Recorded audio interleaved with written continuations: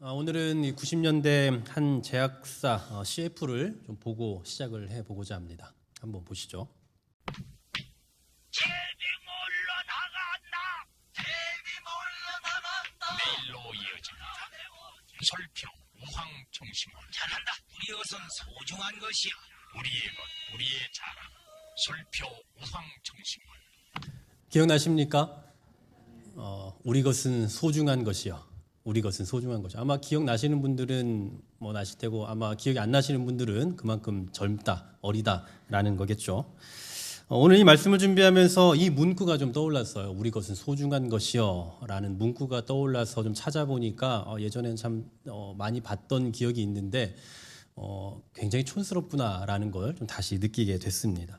이 광고에서 강조하고자 하는 메시지가 뭐였습니까? 변함없는 약효라는 거예요. 그리고 전통 67년 이 두 가지를 강조하면서 우리 것은 소중한 것이다 라고 말하고 있죠.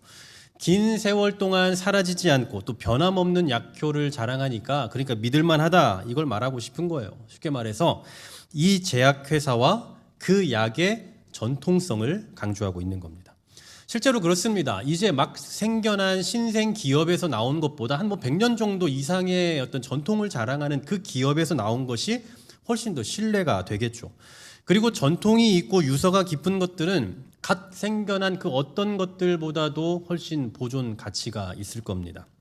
최신의 것 혹은 현대에 나오는 현대적인 것들은 자주 생겨나고 자주 변형되고 자주 바뀌어요. 이게 계속 반복되죠. 예를 들면 삐삐 다 기억하실 겁니다. 그 당시는 얼마나 최신 문물입니까? 정말 놀라울 정도의 문물이에요. 왜냐하면 길에서 연락을 받는다? 상상도 못할 일 아닙니까? 그런데 여러분 지금 그 삐삐 갖고 다니는 분 계세요? 아니면 그 삐삐를 보관하고 이거는 너무 소중한 거야 라고 말하는 분 계십니까? 그런 분 아마 안 계실 거예요. 왜냐하면 이제 그 이상 훨씬 편하고 좋은 것들이 많이 생겨났기 때문입니다. 그런데 그런 것들이 없어졌다라고 해서 우리가 전혀 불편함을 느끼지 못한다라는 것은 결국은 그런 것들이 그리 보존 가치가 있지 않을 거다라는 것을 증명하는 겁니다. 그런데 여러분 이런 건 어떨까요? 한복, 김치, 판소리, 태권도 이런 것들은 어떤가요? 물론 여러분 한복이 없으면 안 됩니까? 한복 안 입으면 되잖아요. 김치 없으면 좀 불편할 것 같긴 한데 김치 안 먹는다고 굶어 죽진 않을 거예요. 태권도 잘하면 좋지만 또 안 해도 우리 삶에 큰 문제가 없을 거고요. 판소리 좀 안 들어도 괜찮지 않겠습니까? 그런데 여러분 이런 걸 없앨 수는 없어요. 아니 없앨 수도 없고 없애도 안 되겠죠. 왜냐하면 우리나라에서 만들어서 보급이 되었고 세계적으로 알려지게 된 그런 전통 유산이기 때문입니다. 그러니까 보존 가치가 있는 것들이라고요. 우리가 현재 쓰냐 안 쓰냐 이런 것이 중요한 게 아니라 우리나라에서 만들어져서 세계적으로 보급되어지고 있는, 그래서 우리가 보존할 만한 가치가 있다라고 여겨지는 것이다라는 거예요.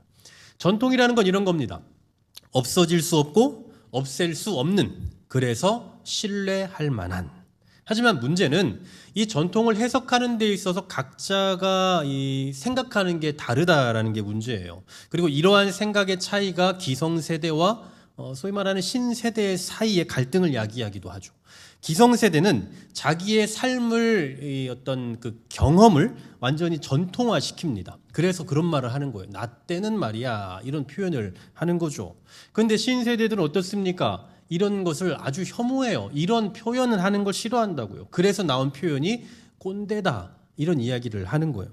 그들은 어떻게 생각하느냐? 전통은 전통이고 나는 나다라는 생각을 가지고 있으니 당연히 기성세대가 나 때는 말이야 라고 말하는 것이 듣기 거북한 겁니다. 저는 개인적으로 이 기성세대와 또 요즘 새로운 세대 사이에 끼어있는 그 끼인 세대로서 보면 이 말도 맞고 저 말도 맞고 이 생각도 맞고 저 생각도 맞다라고 생각해요. 사실 전통으로 여겨져 오던 것들이 다 옳지만은 않습니다. 그러니까 기성세대가 살아왔던 그 삶의 방식이 100% 다 옳은 것은 아니라고요. 실제로 요즘 젊은이들의 삶을 보면요, 정말 탁월합니다. 너무 현명하기도 하고 너무 지혜롭게 살기도 해요.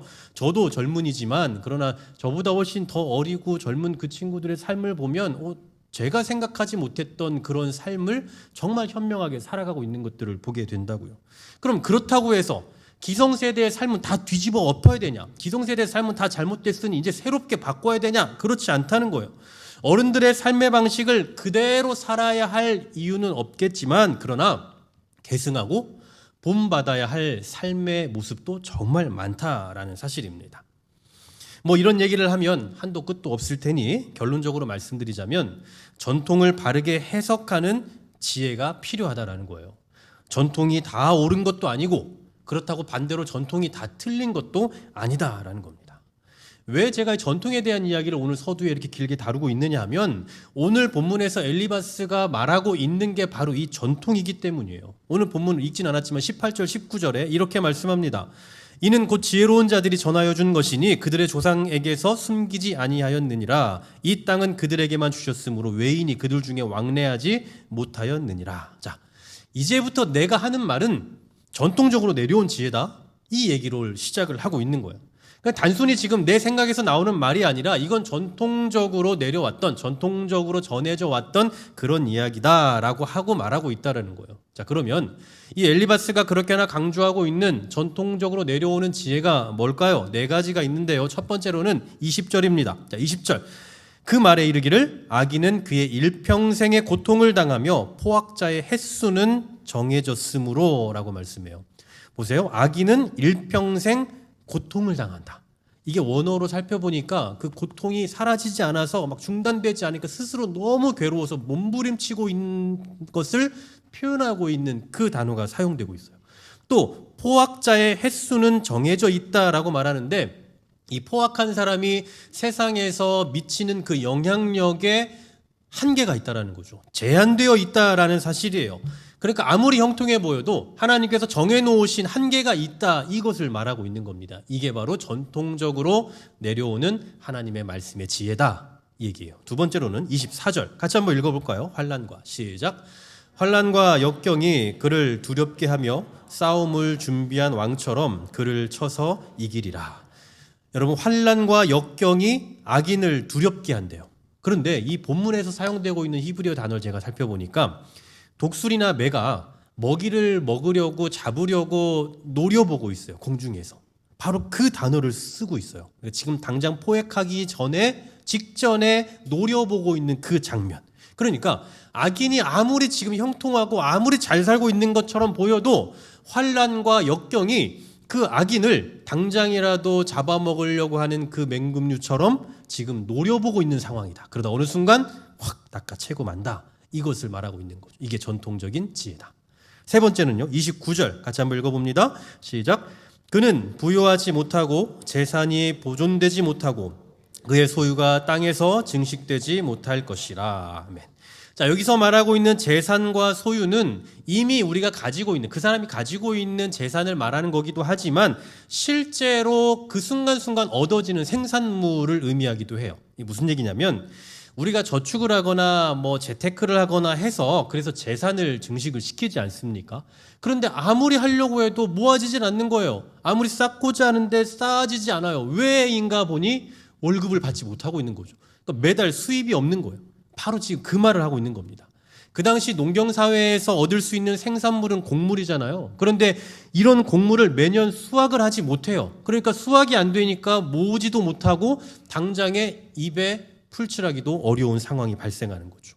이처럼 악인은, 악한 삶을 사는 인간은 재물도 보존되지 못하고 또 일을 해도 생산물을 얻을 수 없을 만큼 가장 연약한 상태에 처하게 될 거야 라고 말하는 게 전통적인 지혜다라는 얘기입니다. 마지막 네 번째 33절인데요. 같이 읽어봅니다. 시작.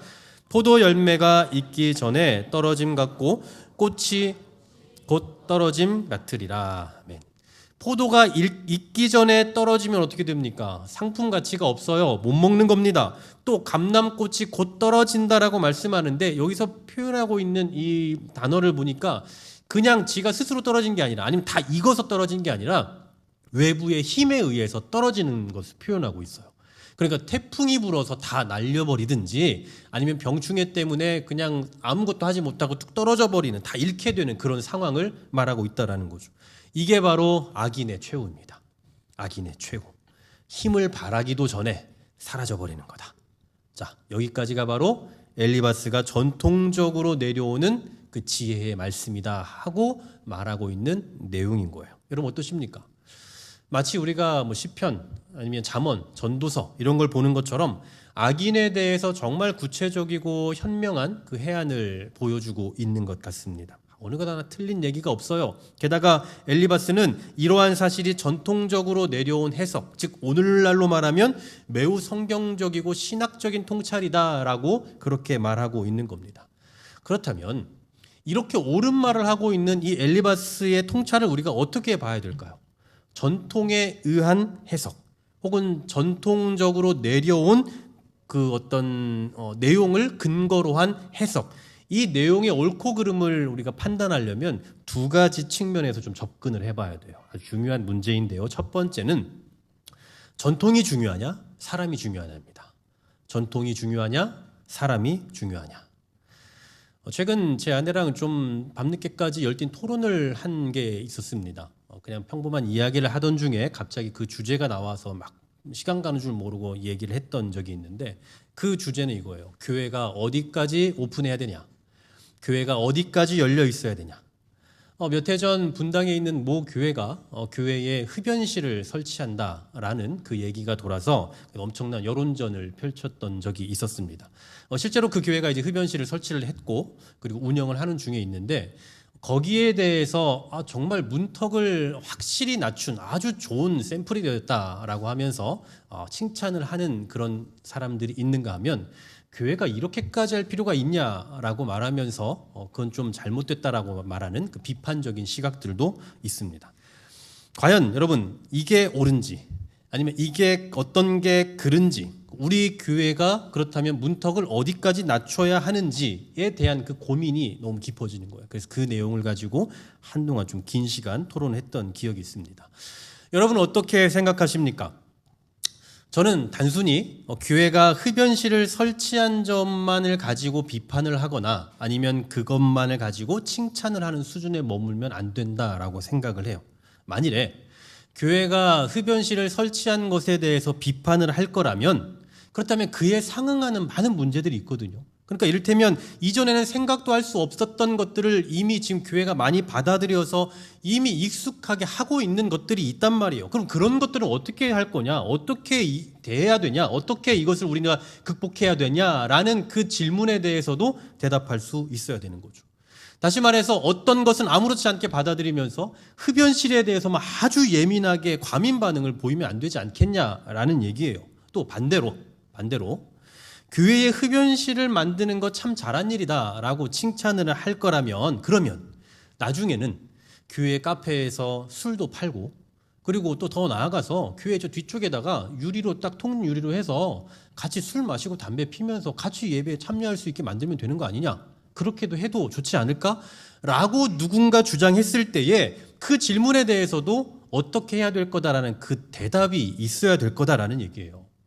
그러니까 이건 단순히 뭐 흡연실을 하냐 마냐 뭘 하냐 마냐 이걸 여냐 닫냐 이런 한두 가지 문제만을 가지고 말할 수 있는 논쟁할 수 있는 얘기가 아닐 거다라는 거죠. 결국 교회가 전통을 고수해야 되느냐 아니면 문화적인 흐름에 따라서 현대적인 변화를 추구해야 될 것이냐라는 그 질문 앞에 늘 서 있는 겁니다. 자칫하면 타협이 되고 세속화가 되고 또 반대로 자칫하면 우리들끼리는 울타리 쌓아놓고 아무도 못 들어오게 만드는 그런 꼴이 되어버릴 수가 있으니 교회가 어디까지 오픈을 해야 되느냐 하는 것은 정말 우리가 신중하게 고민해 봐야 될 문제다라는 겁니다. 근데 분명한 사실이 있다면 지금 한국 교회는 정말 성경적으로 신학적으로 바르게 잘 지켜내는 것들도 있지만 어떤 부분은 전혀 성경적이지 않지만 그냥 오래된 전통에 의해서 지켜내려고 힘쓰는 것들도 상당수 많이 있다라는 사실이에요. 그리고 그런 것들이 복음의 확장을 저해하는 요인이 될 수 있으니 문제가 되는 겁니다. 우리 교회는 여러 가지 표어가 있고요. 여러 가지 목회적인 철학이 있습니다만 제가 아주 중요시 여기는 한 가지 목회 철학이 있다면 일보다 사람 중심이에요. 언제나 사람이 일보다 더 우선이 되어야 한다고 생각을 해요. 이 말을 여러분 어떻게 이해하고 계실지 모르겠지만 쉽게 말하면 우리 교회는 일을 위해서 사람을 희생시키지 말자라는 거예요. 대신에 사람을 위해서 차라리 일을 희생시켜버리자라는 얘기죠. 이를테면 우리 교회의 자랑 중에 하나는 맛있는 점심 식사입니다. 근데 이 점심 식사를 맛있게 해야 된다라는 그 부담 때문에 잠을 못 이루고 스트레스를 받고 예배에 집중하지 못하는 일이 발생하면 그럼 그 주간 우리 밥을 먹지 말자 이 얘기예요. 정말 그 한 사람을 위해서 그 한 사람이 그것 때문에 스트레스가 되고 도저히 감당할 수 없는 상황이 되면 그러면 우리가 그냥 밥 먹지 말고 다른 방식으로도 밥 먹을 수 있으니까 그러니 사람을 위해서 차라리 일을 희생시키자라는 그 생각을 하고 있다는 거죠. 전통 중요합니다. 일도 분명 중요하죠. 하지만 그 전통과 일이 사람을 죽이는 무기가 되면 안 된다라는 거예요. 그런데 여러분 지금 엘리바스는 어떻습니까? 자기가 알고 있는 그 전통으로 사람을 죽이고 있는 거예요. 엘리바스가 말하고 있는 이 네 가지 여러분 하나같이 옳은 말이에요. 우리가 방금 앞서 짧게 생각해 봤지만 아주 옳은 말이라고요. 근데 뭐가 문제입니까? 지금 이 옳은 말을 욥에게 적용시키고 있다는 게 문제인 거예요. 전통적인 해석에 의하면 악인은 하나님께서 정해놓으신 그 기한이 되면 재산이든 뭐든 그냥 먼지 날리든 다 날아가 버린다. 근데 지금 네가 그 꼴 당한 거 아니냐? 그런 걸로 놓고 볼 때 너는 악인이다. 이걸 말하고 싶었던 거예요. 그리고 이러한 자신의 해석을 엘리바스는 전통적인 지혜라고 그렇게 표현하고 있는 겁니다. 내가 겪어보니 이렇더라. 나 때는 말이야 하면서 말하고 있는 거죠. 하지만 엘리바스는 틀렸습니다. 그의 이론이 틀린 게 아니에요. 그의 말이 틀린 게 아닙니다. 그의 자세가 틀린 거예요. 왜냐하면 지금 이 전통은 고난으로 죽어가고 있는 욥에게 전혀 어울리지 않는 말이기 때문입니다. 엘리바스는 전통을 소중히 여기는 사람이었는지는 몰라도 사람을 소중히 여기는 마음이 없었던 거예요. 하나님의 말씀을 중요시 여기고 하나님의 말씀대로 살아가려고 몸부림치는 우리 신앙인들에게서 나타나는 맹점 중 하나가 저는 이런 점이라고 생각합니다. 진리와 사실을 너무 함부로 말하는 거예요. 진리와 사실을 너무 함부로 말한다. 여러분 담대하게 말하는 것과 무례하게 말하는 건요 비슷하게 나타날지 몰라도 완전 다른 얘기예요. 담대해 보이는 것과 무례한 것은 사실 되게 비슷하게 보이거든요. 근데 완전히 다른 얘기라고요. 우리가 이 진리를 담대하게 선포해야 되는 건 맞죠. 담대하게 선포해야 돼요. 하지만 그 방식이 무례하면 안 돼요. 근데 많은 경우 우리가 갖고 있는 진리가 그것이 사실이라는 건 우리는 아니까 믿기 때문에 그것을 말할 때에 그냥 이거 안 들으면 그냥 죽일 것처럼 너무나 무례한 방식으로 그렇게 말하는 경우들을 보게 돼요. 이것은 복음을 확신 있게 우리의 어떤 담대함을 드러내는 것보다는 오히려 복음이 들려지지 않도록 막는 결과를 낳게 되는 겁니다. 과거부터 내려온 전통, 과거부터 전해온 그 전통, 이런 분명히 가치가 있고 설득력도 있어요. 하지만 그렇게 좋은 전통이라 할지라도 그 전통으로 사람을 찌르는 무기로 만들면 안 된다라는 겁니다. 만약에 그런 좋은 전통이 혹시 사람을 찌른다면 그렇다면 차라리 그 한 사람을 위해서 그냥 이 전통을 포기하는 게 나은 거예요. 바꿔 말해서 우리가 그런 좋은 전통을 포기하는 한이 있어도 한 사람을 살려야 된다라는 겁니다. 이와 같은 논리로 볼 때 엘리바스의 말은 틀린 겁니다. 그가 비록 전통적으로 옳은 말을 하고 있고 또 전통적으로 옳은 해석을 하고 있을지라도 그 사실을 욥에게 적용시키고 있다라는 측면에서 보면 그의 말은 틀린 거예요. 그럼 우리가 두 번째로 생각해 봐야 될 게 뭐냐? 그렇다면 사람이 중요하냐? 하나님의 뜻이 중요하냐예요. 사람이 중요하냐? 하나님의 뜻이 중요하냐? 우리가 첫 번째 질문, 전통이냐? 사람이냐라고 하는 그 질문에서 내린 답은 뭡니까? 전통보다 사람이 중요하다였어요. 그런데 단순히 전통보다 사람이 중요하다라고만 해버리면 자칫 인본주의로 흘러갈 수가 있어요. 보십시오. 지금 엘리바스가 틀린 말을 했습니까? 그렇지 않잖아요. 그는 하나님의 섭리, 하나님의 일하시는 방식, 하나님의 속성에 대해서 아주 정확하게 잘 설명해주고 있어요. 그런데 이 엘리바스가 알고 있는 이 전통적인 견해와 신학적인 지식을 단순히 욥에게 상처 주면 안 되니까 이거 그냥 거짓말로 다르게 바꿔서 얘기한다거나 아니면 욥이 듣기 조금 더 좋게 그냥 하나님의 뜻과 하나님의 생각을 싹 바꿔서 아주 달콤한 말로 변형시켜서 말하면 이건 문제가 되는 거예요. 사람을 위해 전통을 포기한다? 그럼 사람을 위해 진리도 포기하고 뭐 복음도 포기할 수 있는 거 아니냐라는 그 의문으로 다시 돌아올 수 있다라는 겁니다. 그래서 전통보다 사람이 중요하다라는 결론을 내렸으면 그에 이어서 생각해 봐야 되는 질문이 그렇다면 사람이 중요하냐, 하나님의 뜻이 중요하냐인 거예요. 저는 음악을 참 좋아합니다. 또 아시다시피 뭐 저는 이것저것 악기도 뭐 오래 다뤄봤고 잘 다룰 줄도 알고요. 관심도 많습니다. 근데 제가 사랑하고 제가 추구하는 이 개혁신학, 개혁주의 그 바탕 안에서는 사실 이런 악기들이 막 다 도입이 되면 안 돼요. 여러분, 우리는 칼빈주의잖아요. 근데 이 칼빈은 이 예배에 있어서 악기 사용에 대해 상당히 엄격했습니다. 여러분, 실제로 한 30여 년 전만 생각해 보세요. 우리나라의 교회 약 30여 년 전, 예를 들어 1990년대, 제가 살던 1990년대, 80년대까지 안 가도 90년대만 하더라도 그때 뭐 교회가 드럼을 치고 뭐 기타를 치고 여러분 이런 거 볼 수 없는 장면이었어요. 아마 그때 상당수의 교회들은 그런 것이 도입된다고 했을 때에 말도 안 된다라고 다 거부를 했을 겁니다. 근데 지금은 다 하고 있잖아요. 없는 교회가 어디가 있습니까? 아마도 종교개혁자들이 중세시대 종교개혁자들이 오늘날의 이 대한민국 혹은 뭐 전 세계의 교회에 와서 예배에 참여하면 아마 기절초풍할 겁니다. 다 뒤집어질 거예요.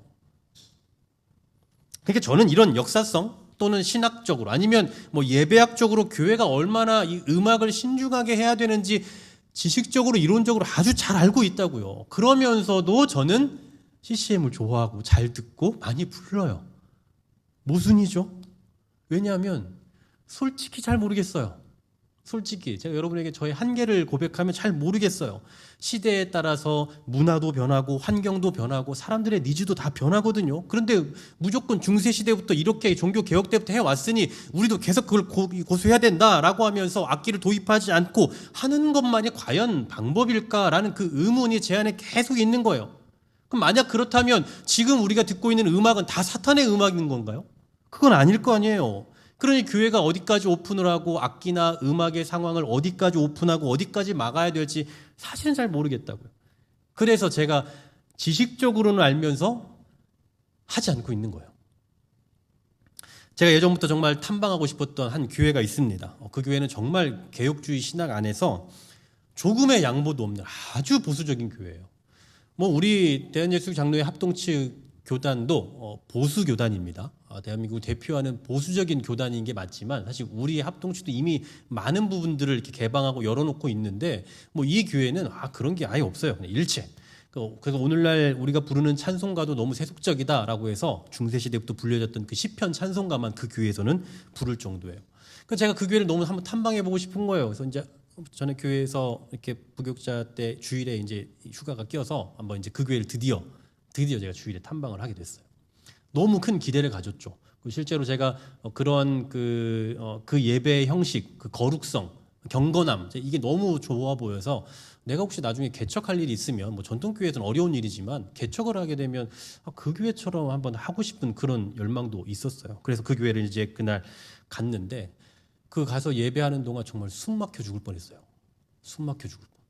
그러니까 저는 그 교회를 너무 사랑했고 그런 예배 형태를 너무 좋아했고 그래서 정말 꼭 가보고 싶어서 가장 먼저 그 교회를 탐방을 했는데 제가 이미 현대적인 예배에 너무 길들여져 있는 거죠. 오늘날 우리의 이런 일반적인 예배에 길들여져 있다 보니 그런 예배가 저에게 너무 힘들었던 거예요.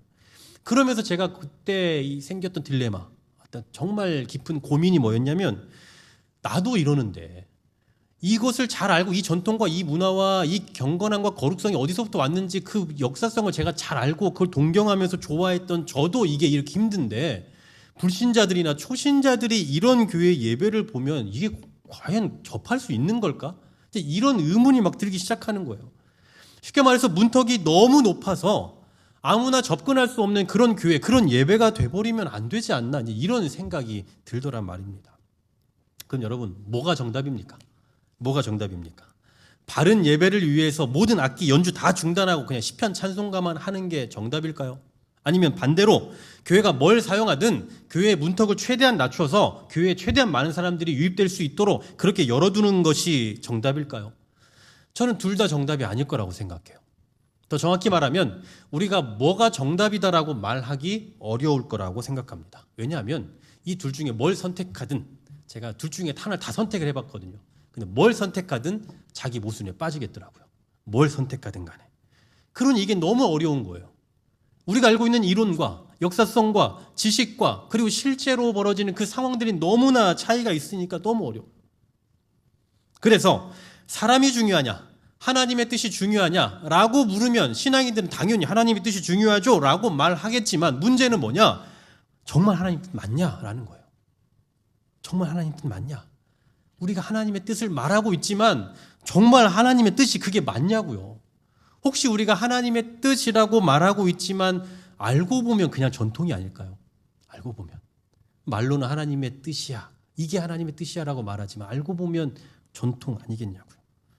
결국 전통이냐 사람이냐 하나님의 뜻이냐 물으면 이론적으로는 전통보다 사람이 중요하고 사람보다 하나님의 뜻이 중요하다, 이 순서겠지만 알고 보면 결국은 하나님의 뜻으로 가장된 전통을 가지고 사람을 피폐하게 만들고 있는 건 아니겠냐라는 겁니다. 하나님은 욥을 악인이라고 하신 적이 없습니다. 오히려 그를 의인이라고 칭하셨어요. 하나님은 욥이 악해서 심판하셨다고 한 적이 없어요. 오히려 반대로 그가 너무 선해서 시험해 보셨을 뿐입니다. 그런데 엘리바스는 욥을 악인으로 몰아갔고 욥의 현재의 상황을 심판받는 중이다라고 그렇게 말하고 있습니다. 그러므로 엘리바스는 하나님에 대해서 지식적으로 너무나 잘 알고 있었지만 하나님의 뜻과는 전혀 반대되는 적용을 하고 있는 겁니다. 결국 오늘 엘리바스는 틀린 말을 한 사람이 아니라 옳은 말을 틀리게 적용한 사람이 되는 거예요. 한마디로 입으로는 하나님의 말씀, 하나님의 뜻을 말하고 있지만 사실은 하나님의 뜻으로 위장한 전통으로 욥을 찌르고 있었던 겁니다.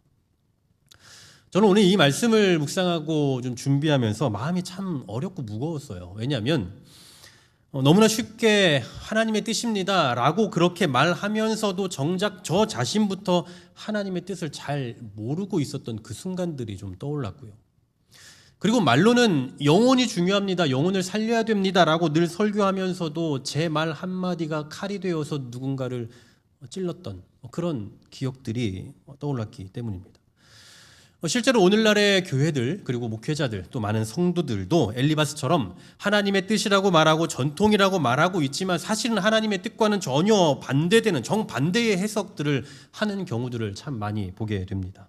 이게 하나님 뜻입니다 라고 전통을 세웠지만 그것으로 인해서 사람에게 상처를 주고 그것으로 인해서 사람을 죽이는 칼이 되는가 하면 반대로 사람을 살리기 위해서 전통을 포기하는 결정을 내렸는데 어마어마한 결정이거든요. 그런데 사실 알고 보면 그것은 하나님의 뜻과는 전혀 무관한 그런 결정일 때도 있다라는 거죠. 그러고 보니 저 역시 마찬가지더라는 거예요. 목회자로서 이것이 옳습니다 라고 그렇게 해답을 내려주고 말해주지만 그 옳은 말이 누군가를 더 깊은 절망으로 밀어 넣었을 수도 있겠다라는 그 생각이 드니 아찔하다라는 거죠. 엘리바스가 틀린 것은요, 지식이 아니라 그의 시선입니다. 엘리바스가 틀린 건 그의 지성이 아니라 그의 바라보는 시선이에요. 그의 눈은 계속해서 전통을 바라보고 이론을 바라보고 명분을 바라보고 있습니다.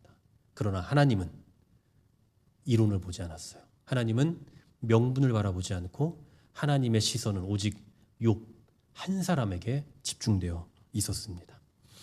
오늘 우리는 어떻습니까? 하나님께서 집중하여 보고 계시는 것을 바라보고 있습니까? 아니면 하나님의 뜻대로 산다라고 말하고 있지만 사실은 엘리바스처럼 이론을 보고 지식을 보고 명분을 바라보고 있습니까? 사랑하는 여러분, 오늘의 말씀 앞에서 우리 스스로가 좀 이런 질문들을 던져봤으면 좋겠습니다. 나는 지금 어떤 눈으로 어떤 시선으로 영혼을 바라보고 있는가? 나는 지금 어떤 시각으로 사람을 바라보고 있는가? 혹시 나의 전통, 나의 경험에 비춰서 사람을 평가하고 비판하고 있지는 않는가? 나아가 하나님의 뜻을 말하고 있지만 사실은 하나님의 뜻과는 전혀 거리가 먼 그저 내 생각일 뿐인데 그것을 하나님의 뜻이라고 변형시켜서 이것이 하나님 앞에 경건한 삶이야 라고 말하면서 내 주장을 하며 그 사람을 향해 윽박지르고 있지는 않는가? 기억하십시오. 우리가 가진 전통이 결코 한 사람보다 앞서서는 안 됩니다. 우리가 가지고 있는 그 탁월한 경험이 결코 한 영혼보다 앞서서는 안 돼요. 그렇다고 해서 우리가 사람을 위한다는 명분으로 하나님의 뜻을 이뤄서도 안 됩니다. 부디 엘리바스처럼 입으로는 하나님의 뜻을 말하고 있지만 실상은 하나님의 마음을 잃어버리는 사람이 되지 않도록 하나님의 시선으로 사람을 바라볼 줄 알고 하나님의 마음으로 말씀을 적용할 줄 알며 하나님의 뜻 안에서 행동할 줄 아는 그런 지혜로운 성도의 삶을 살아가는 저와 여러분 될 수 있기를 주의 이름으로 간절히 소망합니다.